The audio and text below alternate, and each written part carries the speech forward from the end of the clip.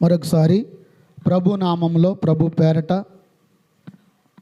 ఈ ఉదయకాల సమయంలో ప్రభు సన్నిధికి వచ్చిన మీ అందరిని బట్టి నేను దేవుని స్తుతిస్తూ మీ అందరికీ కూడా నా హృదయపూర్వకమైనటువంటి వందనాలు తెలియజేస్తూ అందరికీ వందనాలండి.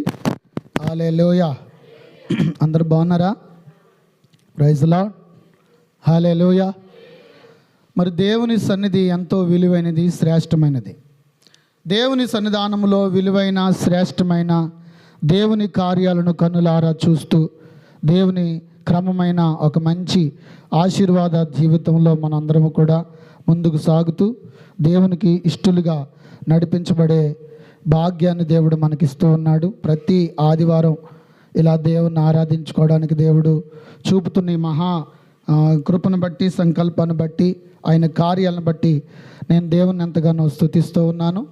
ప్రియులరా, దేవుని పరిశుద్ధ లేఖనాల్లో 130వ కీర్తన ఈరోజు మనం ధ్యానం చేస్తూ ఉన్నాం.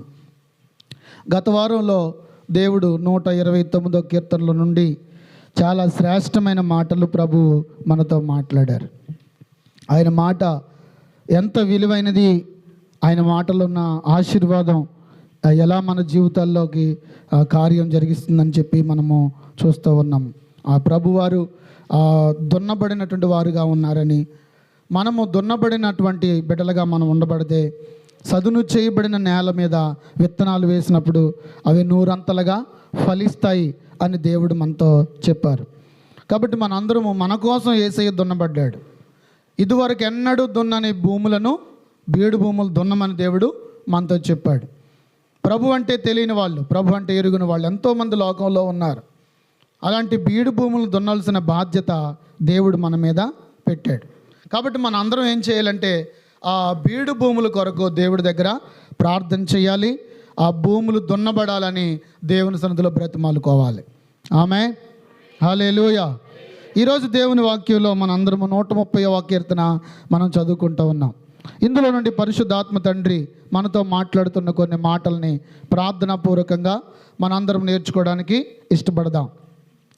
మనము మొదటి వచనాన్ని చదువుతున్నప్పుడు, యెహోవా అగాధ స్థలముల్లో నుండి నేను నీకు మొర్రపెట్టుచున్నాను, ప్రభువా నా ప్రార్థన ఆలకింపుము, నీ చెవి యొగ్గి నా ఆత్మధ్వని వినుము. యెహోవా నీవు దోషములను కనిపెట్టి చూసిన ఎడల ప్రభువా ఎవడు నిలువగలడు? అందరూ సార్ చెప్పండి మాట. యెహోవా నీవు దోషములను కనిపెట్టి చూచిన ఎడల ప్రభువా ఎవడు నిలువగలడు? ఆమేన్. ఇక్కడ యాత్ర కీర్తన రాస్తూ దేవుడు తన భక్తుని ద్వారా మనతో మాట్లాడుతూ ఉన్నాడు. ఆయన కనుక మన దోషాలను కనిపెట్టి చూస్తే ఆయన దగ్గర మనం ఎవరమో నిలబడలేం. ఇక్కడున్న మనందరం కూడా మనకు మనం గొప్పలు చెప్పేసుకుంటున్నాం, కానీ ప్రభు దగ్గరికి వచ్చి నిలబడి నేను ఏ తప్పు చేయలేదు, నేను ఏ పాపం చేయలేదు అని చెప్పగలిగిన దమ్ము, ధైర్యం మన ఎవరికి కనబడదు. ఎందుకంటే మనం ఏదో సందర్భాల్లో, ఏదో విధానాల్లో దేవునికి విరోధంగా జీవిస్తూ ఉన్నాం. దేవునికి విరోధంగా జీవిస్తున్నాం. దేవునికి చాలా వ్యతిరేకంగా మనం బ్రతుకుతూ ఉన్నాం. ఎవడు నిలవగలడో ఆయన గనక మనల్ని కనిపెట్టి చూసి, ఆయన గనక మనల్ని జాగ్రత్తగా పరిశీలించి మనలో తప్పులు వెతకటం మొదలుపెట్టడం కూడా దేవుడు, మనం ఆయన దగ్గర ఒక్క క్షణం కూడా నిలబడలేం. ఇక్కడున్న మనలో లేకపోతే ప్రపంచంలో నేను పర్ఫెక్ట్గా ఉన్నాను, నాలో ఏ తప్పు లేదు అని గుండెల మీద చేసుకుని చెప్పగలిగిన వారు ఎవరు కనబడట్లేదు. అందుకే దేవుని వాక్యం చెప్తుంది, అందరూ పాపము చేసి దేవుడు అనుగ్రహించి మహిమ పొందలేకపోతున్నారు. అందరూ పాపులని ప్రభు వాక్యం చెప్తుంది. ఈ మాట అంటుంటే కొంతమందికి మంట వస్తుంది, బాధ వస్తుంది. మేం పాపులమేంటి, మేము మంచోళ్ళం అని మాట్లాడుకుంటూ ఉన్నారు. ఇక్కడున్న పిల్లలందరూ గుడ్ అంటే ఇష్టపడతారు, బ్యాడ్ అంటే చిరాకు పడతారు. హల్లెలూయా. మన మధ్యలో దివ్య ఏంటిది విద్య ఉంది. Vidya is very good girl అన్నాం అనుకోండి, అప్పుడు అవా నేను నన్ను గుడ్ అన్నాడు. Vidya is a very bad girl అన్నాం అనుకోండి, అన్నయ్య నన్ను తిట్టాడు. గుడ్ అంటే మంచి అంటే చాలా ఆనందపడిపోతాం మనం. నువ్వు చెడ్డదానివి అంటే చాలామంది కోపం వచ్చేస్తూ ఉంటుంది.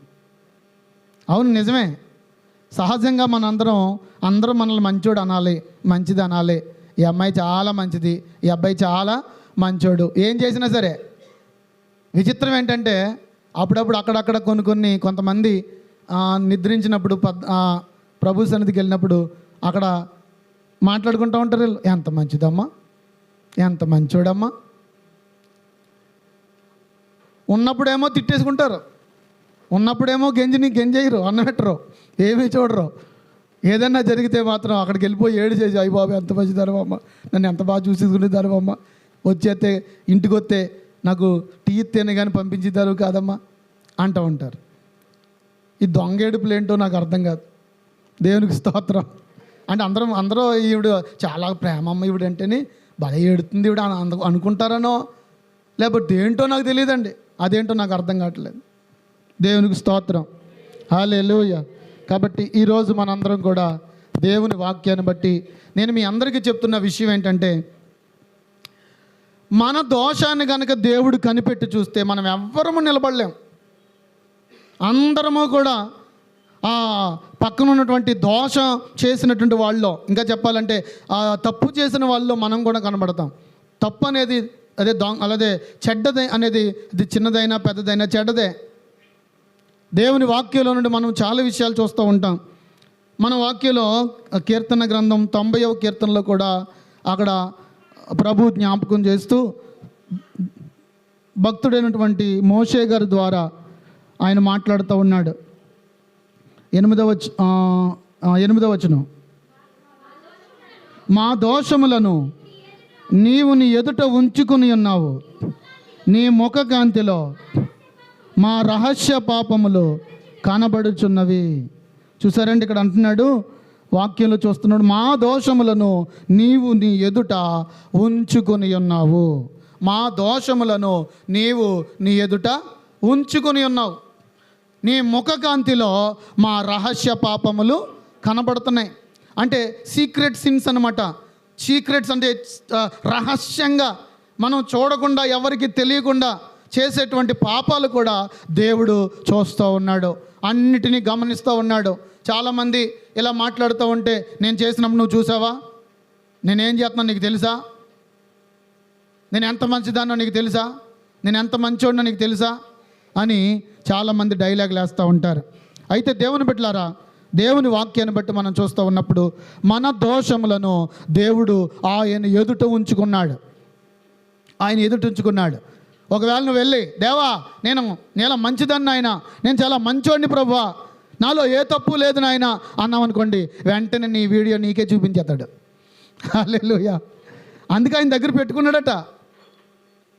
ఆయన దగ్గర ఉన్నాయంటే అవన్నీ రికార్డింగ్ చేసి అవన్నీ స్టోర్ చేసి పెట్టాడు. అయితే ఆయన అంటాడు, మా దోషములను నీవు కనిపెట్టి చూడగా ప్రభువా ఎవడు నీ ఎదుట నిలవగలడు? ఎవడు నిలవగలడం? ఎవ్వరికి అర్హత లేదు. ప్రతి ఒక్కరము పాపము చేసి దేవుడు అనుగ్రహించే మహిమను పొందలేకపోతూ ఉన్నాం. దేవునికి స్తోత్రం, హల్లెలూయా. కాబట్టి నా ప్రియమైన దేవుని బిడ్డలారా, ఆయన మన దోషాలన్నిటినీ, మన పాపములన్నిటినీ ఆయన చూస్తున్నాడు, ఆయన దగ్గర పెట్టుకున్నాడు. అయితే మనం ఇప్పుడు చేయాల్సిన పని ఏంటంటే, ప్రభువా నా దోషాలు నీకు తెలుసు, నా పాపం నీకు తెలుసు, నేను నీ ఎదుట నా దోషమును నా పాపములను ఒప్పుకుంటున్నాను అని ప్రభు దగ్గర మనం ఒప్పుకోగలిగితే, ఆ 130వ కీర్తనలో ప్రభు చెప్తున్నాడు, ఆయన యొద్ద క్షమాపణ దొరుకును అంటున్నాడు. చూడండి ఎన్నో వచనం అది, 4వ వచనం. ఆయనను జనులు నీ యందు భయభక్తులు నిలుపునట్లు నీ యొద్ద క్షమాపణ దొరుకును. దేవునికి స్తోత్రం, హల్లెలూయా. కొన్ని చోట్ల మనం చూస్తూ ఉంటాం, ఇక్కడ పలానా దొరుకుతుంది, ఇక్కడ పలానా వస్తువు దొరుకుతుంది, పలానా యొక్క ఆహారం దొరుకుతుంది అని మనం బోర్డులు చూస్తూ ఉంటాం, దొరుకును అని. ఇక్కడ ప్రభు ఏమంటున్నాడంటే, ఇదిగో ఆయన దగ్గరకు వస్తే ఆయన దగ్గర మనకేం దొరుకుతుందంటే క్షమాపణ దొరుకుతుంది. హల్లెలూయా. నీకన్నా లోకానాకెవరున్నారయ్యా, నాకున్న తోడు నీడ నీవే యేసయ్యా. నీకన్నా లోకానాకెవరున్నారయ్యా, తోడు నీడ నీవే యేసయ్యా. నీలా క్షమించేవారు ఎవరున్నారయ్యా, నీలా క్షమించేవారు ఎవరున్నారయ్యా. అన్నీ తెలిసిన దేవుడవు నీవే యేసయ్యా, అన్నీ తెలిసిన దేవుడవు నీవే యేసయ్యా. నీకన్నా లోకానాకెవరున్నారయ్యా, నాకున్న తోడు నీడ నీవే యేసయ్యా. నీకన్నా లోకానాకెవరున్నారయ్యా, నాకున్న తోడు నీడ నీవే యేసయ్యా.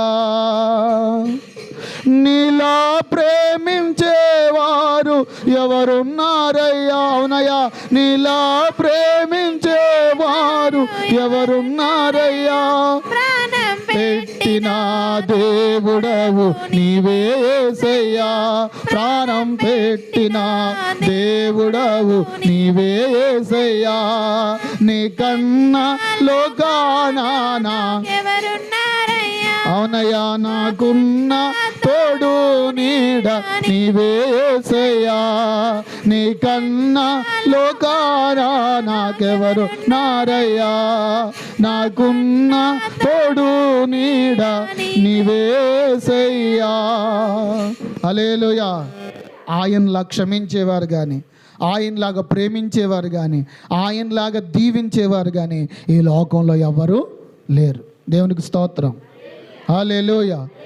ఆయన ప్రేమించేవాడు, కనికరించేవాడు, క్షమించేవాడు. ప్రభువా, మా దోషములను నీవు కనిపెట్టి చూడగా నీ ఎదుట ఎవడు నిలవగలడు? ఆయన దగ్గర ఎవడు నిలవగలడండి? ఏమండి, మన డ్రెస్సింగ్ చూసి, లేకపోతే మన అందం చూసి, మన పరిస్థితులు చూసి కొంతమంది అనుకోవచ్చు వీళ్ళు చాలా మంచోళ్ళు ఉండొచ్చు, వీళ్ళు చాలా మంచి విధానం కలిగిన వారు ఉండొచ్చు అనుకోవచ్చండి. దేవుడి దగ్గరికి వెళ్ళి మనం చూడగలిగితే ఆయన అంటున్నాడు, నీ పాపములను, నీ దోషములను నీ ఎదుట ఉంచుకుని ఉన్నావు. నీ యొక్క సన్నిధిలో, నీ ముఖకాంతిలో మా రహస్య పాపములు కనబడుచున్నవి. ఇప్పుడు ఎంఆర్ఐ స్కానింగ్ అని ఒక స్కానింగ్ చేస్తున్నారు. దాంట్లో మనకి పుట్టుమచ్చలు కూడా అవి చెప్తుంది, ఎన్ని పుట్టుమచ్చలు ఉన్నాయో, ఎక్కడ ఎముకలు ఉన్నాయో, ఎక్కడెక్కడ ఏ ప్రాబ్లం ఉందో మొత్తం డీటెయిల్గా స్కాన్ చేస్తూ ఉన్నాయి. మనకి తెలియని విషయాలు కూడా స్కాన్ చేసిన తర్వాత అవన్నీ బయటపడుతూ ఉన్నాయి. ప్రియులరా, ఇంతకంటే ఈ స్కానింగ్లన్నిటికంటే ఆయన మన కొరకు మనల్ని స్కానింగ్ చేస్తూ ఉన్నాడు. పైనుంచి కిందకి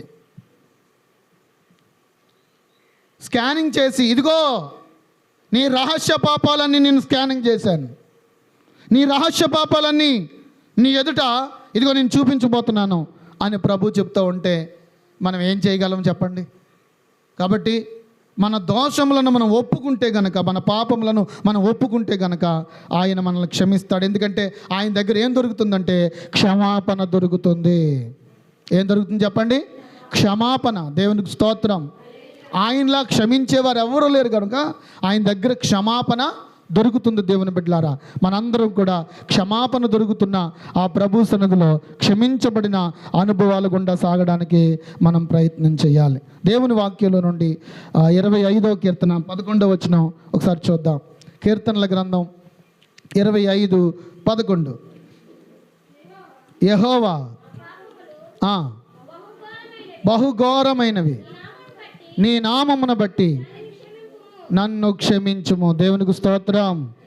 నా పాపములు, నా దోషములు, లేకపోతే నా అతిక్రమాలు, నా అవిధేయతలు ఎలా ఉన్నాయంట? బహుఘోరమైనవి. ఘోరమైన పాపులం మనం. నీ నామమును బట్టి దానిని క్షమింపుము. నన్ను క్షమించయ్యా. నా దోషములు, నా పాపములు నన్ను పట్టి నన్ను లాగివేయకముందే, నన్ను నరకాగ్నికి తీసుకువెళ్ళక ముందే నా పాపములు నా దోషములు నుండి నన్ను విడిపించు నాయన అని ఈ భక్తుడు ఏం చేస్తున్నాడంటే దేవునికి ప్రార్థన చేస్తూ ఉన్నాడు. దేవునికి స్తోత్రం కలుగునుగాక. హల్లెలూయ. దేవుని వాక్యాన్ని బట్టి మనం చూస్తూ ఉన్నప్పుడు మనందరికీ తెలిసిన వాక్యమే 103వ కీర్తన 2-3 వచనాలు చదువుకుందాం ఒకసారి. నా ప్రాణమా యెహోవాను సన్నుతించుము, ఆయన చేసిన ఉపకారములలో దేనిని మరువకుము. ఆయన నీ దోషములన్నిటినీ క్షమించువాడు, నీ సంకటములన్నిటినీ. మన దేవుడు ఎవరండి చెప్పండి? మన దోషాలన్నీ క్షమించేవాడు. హల్లెలూయ. కొంతమంది దోషాలకి నువ్వు అది చెయ్యి, నీకు చాలా దోషం ఉంది, ఆ దోషం ఉంది, ఈ దోషం ఉంది అని లోకంలో కొంతమంది దోషాలకి డబ్బులు కట్టించుకుని ఆ దోష నివారణ చేస్తామని చెప్పి యజ్ఞాలు, హోమాలు, యాగాలు చేస్తూ ఉన్నారు. ఏం పోవాలని? దోషం పోవాలని. యేసయ్య అంటున్నాడు, నీ దోషాలు నా దగ్గర ఒప్పుకో, నీ పాపం నా దగ్గర ఒప్పుకో, నీ దోషాలని నేను క్షమిస్తాను. నువ్వు దోషాలు ఒప్పుకున్నందుకు లేకపోతే నేను క్షమించినందుకు నువ్వు నాకేమీ అవసరం లేదు. నీ హృదయం ఇచ్చి నీ మనస్సుతో, పూర్ణ మనస్సుతో, దేవా నేను చేసిన పాపములు, నేను చేసిన దోషములు క్షమించు అని దేవుణ్ణి అడిగితే చాలు, నీ దోషాలు, నీ పాపములు యేసయ్య క్షమించబోతా ఉన్నాడు. హల్లెలూయ. ఎందుకంటే దోషాలకి ఆయన యజ్ఞాలు, యాగాలు చేయమని ఏం చెప్పట్లేదు. ఆయన అంటున్నాడు, ఇదిగో ఆయన నీ దోషములన్నిటినీ క్షమించువాడు. ఏం చేస్తాడంటే ఆయన మన దోషాలన్నిటినీ క్షమిస్తాడు, మన సంకటములన్నిటినీ కుదురుస్తాడు. దేవునికి స్తోత్రం. దోషాలు క్షమించేవాడు, సంకటములు కుదిర్చేవాడు మహోన్నతుడైన దేవుడు మనకున్నాడు. ఆయన వెంబడిస్తూ ఆయన మార్గంలో సాగిపోవడానికి ప్రయత్నం చేయాలి. హెబ్రీయులకు రాసిన పత్రిక 9వ అధ్యాయం 22వ వచనం చదువుకుందాం. హెబ్రీయులకు రాసిన పత్రిక 9వ అధ్యాయము 22వ వచనం. మరియు ధర్మశాస్త్ర ప్రకారం సమస్త వస్తువులను రక్తము చేత శుద్ధి చేయబడిననియు, రక్తము చిందించకుండా పాప క్షమాపణ కలగదనియు సామాన్యముగా చెప్పుచున్నాను. పరలోకమందున్న వాటిని పోలిన వస్తువులు ఇట్టి బలుల వలన శుద్ధి చేయవలసి ఉండెను కానీ పరలోక సంబంధమైనవి వీటికంటే శ్రేష్టమైన బలుల వలన శుద్ధి చేయబడవలసి ఉండెను. చాలండి. దేవునికి స్తోత్రం. వాక్యం చెప్తుంది ధర్మశాస్త్ర ప్రకారం, అంటే మన వాళ్ళందరూ శాస్త్రాలు, ధర్మాలు అని చెప్తున్నారు కదా.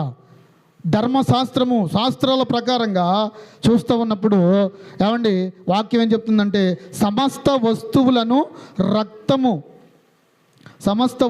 రక్తము చేత శుద్ధి చేయబడవలెననియు. ఈరోజు చాలామంది పితరుల దోషాలు, తాతలు ముత్తాతలు చేసిన పాపాలు, వారి దోషాలు, లేకపోతే ఇంట్లో ఉన్న దోషం, ఇవన్నీ పొలగిపోవాలంటే రక్తం చిందించాలి అని మన పూర్వీకులు లేకపోతే మన శాస్త్రాలు తెలిసిన వాళ్ళు చెప్తూ ఉన్నారు. అవును దేవుని బిడ్డలారా, రక్తము చిందించబడకుండా పాపానికి విమోచన, విడుదల, విరుగుడు లేదు. అయితే రక్తం చిందించడం నిజమే, అయితే అది ఏ రక్తమై ఉండాలి? పరిశుద్ధమైన రక్తమై ఉండాలి. దేవునికి స్తోత్రం కలుగును గాక. ఇప్పుడు మీరందరూ ఉదయాన్నే మీ రాత్రి వండిన ఆ పాత్రలన్నీ శుభ్రంగా కడిగి శుభ్రం చేసి వచ్చి ఉంటుంటారు. ఇప్పుడు పాత్రలన్నీ శుభ్రంగా తోమిన తర్వాత మీరు మంచినీళ్ళతో కడుగుతారా, డ్రైనేజీ నీళ్ళతో కడుగుతారా? చెప్పండి. మంచినీళ్ళతో కడుగుతారు. దానికి ఉన్న బురద లేదా దానికి ఉన్న ఆ డస్ట్, ఎంగిలంతా పోవాలని మంచినీళ్ళతో మనం కడుగుతాం. ఇక్కడ వీళ్ళు చేస్తున్నది ఏంటంటే పాపం పోవటం కోసం, దోషం పోవటం కోసం మరలా చెడు దాంతోనే కడుగుతున్నారు. మంచినీళ్ళతో కడగట్లేదు, పరిశుద్ధ రక్తంతో కడగట్లేదు. బైబిల్ ఏం చెప్తుందంటే ఇదిగో యేసుక్రీస్తు ప్రభులు వారు ఆయన పవిత్రమైన పరిశుద్ధ రక్తాన్ని మన కొరకు దారబోసాడు. పాపములో ఉన్న మనల్ని, శాపములో ఉన్న మనల్ని, చీకట్లో మ్రగ్గిపోతున్న మన జీవితాలని కడగడానికి ఆయన రక్తాన్ని మన కొరకు ఆయన ఇచ్చి ఉన్నాడు. బైబిల్ చెప్తుంది కదా 51వ కీర్తనలో, నా పాపములు ఏమండి చాలా భయంకరమైనవి, ఘోరమైనవి అని మాట్లాడుతూ ఆయన ఎంత చక్కటి మాట మాట్లాడుతున్నాడు. ఒకసారి చూడండి, కీర్తనల గ్రంథం 51వ కీర్తన, కీర్తనల గ్రంథం 57వ వచనం, 51:7. నేను పవిత్రుడు అగునట్లు ఇసోపుతో నా పాపములు పరిహరింపుము, హిమము కంటెను నేను తెల్లగా ఉండునట్లు నన్ను కడుగుము. దేవునికి స్తోత్రం. ఇక్కడ అంటున్నాడు, నా పాపములు పోవునట్లు, నేను పవిత్రుడు అగునట్లు. నేను పవిత్రుడు అవ్వాలి. ఒక వ్యక్తి తన దోషము నుండి, పాపము నుండి పవిత్రుడు అవ్వాలి అంటే అతడు పవిత్రమైన క్రీస్తు రక్తముతో కడగబడిన వాడై ఉండాలి. ఎందుకంటే యేసయ్య రక్తం పవిత్రమైన రక్తం, పరిశుద్ధమైన రక్తం. ఆయన చెప్తున్నాడు, ఇదిగో రక్తము చిందించబడకుండా పాపానికి విమోచన లేదు, పాప క్షమాపణ లేదు. కనుక ఆయన దగ్గర పాప క్షమాపణ దొరుకుతుంది, ఆయన యొద్ద ఏమంటే క్షమాపణ దొరుకుతుంది. కనుక క్షమాపణ ఇచ్చే దేవుడు ఈరోజు అంటున్నాడు, ఇదిగో నా కుమార్తె, నా కుమారుడా, నీ పాపములు నేను క్షమిస్తాను. ఎలా క్షమిస్తాను? నా రక్తముతో నీ పాపములన్నీ కడిగేస్తాను. హల్లెలూయా. ఆయన రక్తంతో మన పాపములను, మన దోషములను ఆయన కడిగి మనలను పవిత్రులుగా, పునీతులుగా దేవుడు చెయ్యాలని ఆశపడతా ఉన్నాడు.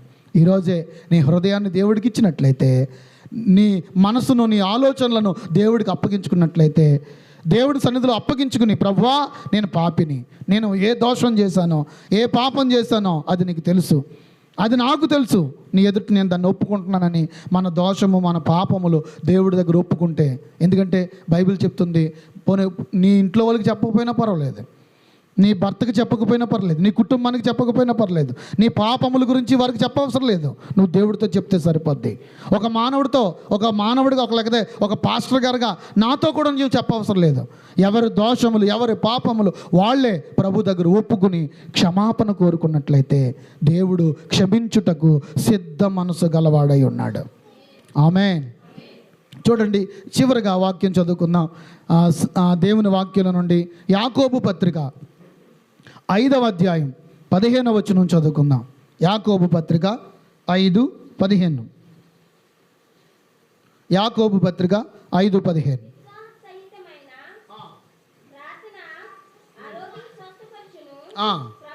ప్రభువు అతనిని లేపును, అతడు పాపములు చేసిన వాడైతే పాప క్షమాపణ నొందును.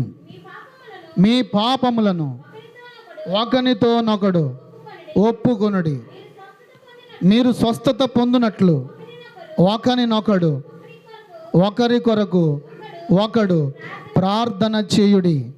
నీతిమంతుని విజ్ఞాపన మనఃపూర్వకమైనదై బలము గలదై ఉండును. చాలు. దేవునికి స్తోత్రం. ఇక్కడ చదవబడిన లేఖనాల్లో దేవుని బిడ్డలారా కొంచెం మనసు పెట్టి చూడండి. ఇంకా వాక్య వివరణ మనం నేర్చుకుంటూ ఉన్నాం. వాక్యంలో నుండి పరిశుద్ధాత్మ తండ్రి మనతో మాట్లాడుతున్న ఈ మాటలు వినడానికి మనం ఇష్టపడదాం. దేవుని వాక్యం ఏమని చెప్తుందంటే 15వ వచనం ప్రకారం, విశ్వాస సహితమైన ప్రార్థన ఆ రోగిని స్వస్థపరచు. ఒకవేళ ఎవరైనా రోగిగా, బలహీనులుగా, ఎవరైనా సమస్యలతో ఉంటే మనం అందరం అన్నట ఆయన కోసం ప్రార్థన చేయాలట. ప్రార్థన చేసినప్పుడు దేవుడు ఏం చేస్తాడట? విశ్వాస సహితమైన ప్రార్థన ఆ రోగిని, ఏ రోగంతో ఉన్నాడో ఆ రోగిని ఏం చేస్తాడు? దేవుడు స్వస్థపరుస్తాడు. ప్రభువు అతనిని లేపును, అతడు పాపము చేసిన వాడైతే పాప క్షమాపణ నొందును. హల్లెలూయా. ఒకవేళ కొంతమందికి రోగాలు వస్తాయి. ఆ రోగాలు ఎందుకు వస్తాయంటే వారు చేసిన పాపాలను బట్టి, వారి మీద ఉన్న పితరుల దోషాన్ని బట్టి రావచ్చు. ఒకవేళ ఆ రోగం తగ్గట్లేదు, ఎంతమంది డాక్టర్ల దగ్గరికి వెళ్ళినా రోగం ఏంటో తెలియట్లేదు, రోగం తగ్గట్లేదు అంటే నువ్వు ఇక తెలుసుకోవాల్సింది ఏంటో తెలుసా? నీ పాపాలను, నీ పితరుల పాపములు, దోషములు నువ్వు దేవుడి దగ్గర ఒప్పుకుని క్షమాపణ కోరుకోవాలి. ఒక్కొక్కరికి రోగం ఎందుకు వస్తుందంటే దేవుని మహిమపరచడానికి వస్తుంది. కొంతమందికి రోగం ఎందుకు వస్తుందంటే పాపమును బట్టి వస్తుంది. కాబట్టి ఆ పాపమును దేవుడి దగ్గర ఒప్పుకుని ప్రార్థన చేస్తే మన దోషములు, మన పాపములు యేసయ్య క్షమించబోతా ఉన్నాడు. గట్టిగా హల్లెలూయా, ఇంకొంచెం గట్టిగా హల్లెలూయా. కాబట్టి మన దోషములను ఆయన క్షమిస్తాడు. తర్వాత వాక్యం చదవండి. మీలో మీ పాపములు ఒకనితో ఒకడు. చూసారు ఇక్కడ వాక్యం ఎంత క్లియర్గా చెప్తుందో. మన పాపములట ఒకనితో ఒకడు ఒప్పుకోవాలంట. ఉదాహరణకి ఇక్కడ ఇద్దరు బిడ్డలు ఉన్నారు, నవ్య ఇంకెవరో మన పూజన విద్య ఉన్నారు. వాళ్ళిద్దరి మధ్య ఏదైనా ప్రాబ్లమ్స్, ఏదైనా మిస్టేక్స్ జరిగితే, తప్పులు జరిగితే వారు ఒకరి పాపములు ఒకరు ఒప్పుకోవాలి. ఒకరితో నేను పలానా రోజు నిన్ను ఇలా తిట్టాను, సారీ అని చెప్పుకోవాలి. అంతేగాని అందరి విషయాలు చెప్పకూడదు. మీ ఇద్దరికి మధ్యలో జరిగిన విషయాలు. ఒకవేళ నీ భర్తకి నీకు ఏదైనా జరుగుంటే క్షమాపణ దేవుడి దగ్గర కోరుకోవాలి. భర్తను క్షమించమని అడగాలి, లేకపోతే భార్యను క్షమించమని అడగాలి, లేకపోతే అన్నదమ్ములు క్షమించమని అడగాలి. ఇదిగో నీ విషయంలో నేను పొరపాటు చేశాను, నన్ను క్షమించు అని ఒకరితో ఒకడు ఒప్పుకోవాలట. ఒకరితో ఒకరు ఏం చేయాలా? ఒప్పుకోవాలి. మన పాపములు ఒప్పుకోవాలి. పాపం వలన ఏముందో? రోగం ఉంది. పాపం వల్ల అసలు వచ్చిందే రోగం. ఆ రోగం పోవాలంటే పాపం ఒప్పుకోవాలి. పాపం పోయిందా రోగం కూడా పోద్ది. దేవునికి స్తోత్రం. రోగానికి పాపానికి లింక్ ఉంది. ఏంటి చెప్పండి? రోగానికి పాపానికి లింక్ ఉంది. ఆ లింక్ తొలగిపోవాలంటే మనం పాపం ఒప్పుకుంటే రోగం మాయమైపోద్ది. దేవునికి స్తోత్రం. హల్లెలూయా. నీ పాప రోగాన్ని తీసివేయడానికి, రోగాన్ని, జీవితాన్ని, శరీరానికి పట్టింది, ఆత్మకు పట్టిన ఆ రోగం యేసయ్య తీసివేసి నిన్ను సంపూర్ణ ఆరోగ్యవంతునిగా యేసయ్య చేయబోతున్నాడు. అలాంటి అద్భుతమైన కృప దేవుడు మన అందరికీ దయచేసి దీవించునుగాక. ఆమేన్. అందరూ మోకరిద్దాం, చిన్న ప్రార్థన చేసుకుందాం. మన యేసయ్య క్షమించేవాడు, మన పాపములను క్షమించేవాడు, మన అవిధేయతలను క్షమించేవాడు, మన అపరాధములను క్షమించే దేవుడు, పరిశుద్ధుడైన దేవుడు ఈరోజు నీతో నాతో మాట్లాడారు. అవును, నీవు నేను మనందరము మన పాపములను, మన దోషములను దేవుని ఎదుట ఒప్పుకొని క్షమాపణ కోరుకుని పరిశుద్ధమైన దేవుని మార్గాలు యందు నడవడానికి, నడిపించబడటానికి మనం ప్రయత్నం చేద్దాం. అందరు కండ్లు మూసుకుందాం, ప్రార్థన చేసుకుందాం. స్తోత్రం, స్తోత్రం, స్తోత్రం, స్తోత్రం. యేసయ్యానికి స్తోత్రం, స్తోత్రం, స్తోత్రం, స్తోత్రం. హల్లెలూయా, హల్లెలూయా, హల్లెలూయా, హల్లెలూయా, హల్లెలూయా, హల్లెలూయా, హల్లెలూయా, హల్లెలూయా, హల్లెలూయా, హల్లెలూయా, హల్లెలూయా, హల్లెలూయా. మహాపరిశుద్ధుడైన మా తండ్రి, గొప్ప దేవుడా, నీ శ్రేష్టమైన, బలమైన, అమూల్యమైన నీ నామాన్ని బట్టి ప్రభువా కోట్లాది కృతజ్ఞత వందనాలు, స్తోత్రాలు చెల్లించుకుంటూ ఉన్నాను. చేరువచ్చిన నీ ప్రియ బిడ్డలమైన మమ్మల్ని అందరినీ మీరు జ్ఞాపకం చేసుకుని బలపరచండి. విన్న మాటలు మా జీవితాలకి దీవెనకరంగా, ప్రయోజనకరంగా మార్చండి. ఈ లైవ్లో ఎంతమంది అయితే నీ మాటలు వింటూ ఉన్నారో వారందరినీ దీవించండి, వారి కుటుంబాలను ఆశీర్వదించండి. ఈ పరిచర్య ద్వారా అనేక కుటుంబాలు కట్టబడి వారి పాపములు ఒప్పుకొని క్షమాపణ పొందుకుని పరిశుద్ధ జీవితాలని జీవించి నీ రాజ్యము కొరకై, నీ రాకడ కొరకై ఎదురు చూసే బిడ్డలుగా ఉండడానికి సహాయము దయచేయండి. మరొక్కసారి ఒక్కొక్కరిని పేరు పేరున దీవించి ఆశీర్వదించి, అయా దీవెన ఆశీర్వాదాలతో మేము మా పాపములు క్షమించబడి ఉన్నవి అన్న నిశ్చయతతో ఈ స్థలం నుండి మేము బయటికి వెళ్ళడానికి సహాయం దయచేయండి. ప్రతి రోగము, ప్రతి వ్యసనము, ప్రతి పాపము, ప్రతి దోషము యేసు నామములో కొట్టివేయబడును గాక నాయన. ప్రతి బిడ్డను దీవించి మేలుతో నింపి ఆశీర్వదించమని మా నాథుడు, మా ప్రియ రక్షకుడైన యేసయ్య సర్వశక్తి కలిగిన నామములో ప్రార్థన చేసి అడుగుచున్నాను మా పరమ తండ్రి. ఆమేన్, ఆమేన్, ఆమేన్. అందరికీ వందనాలండి. Praise Lord, praise Lord. స్తోత్రం. నామానికి హల్లెలూయా.